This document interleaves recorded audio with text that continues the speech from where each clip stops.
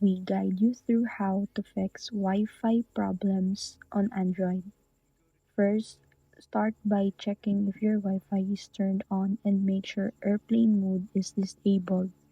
If your phone is connected but there is no internet, restart your Android device and reboot your Wi-Fi router. Next, go to Settings, open Network and Internet, select Wi-Fi and forget the saved network causing the issue. Reconnect by entering your Wi-Fi password again. If the problem continues, check for Android system updates because outdated software can affect network performance. You can also reset your network settings by going to Settings, System, Reset Options and choosing Reset Wi-Fi, Mobile, and Bluetooth. Remember that this will remove saved Wi-Fi passwords, so you will need to reconnect afterwards. If your Wi-Fi signal is weak, move closer to the router or remove objects blocking the connection.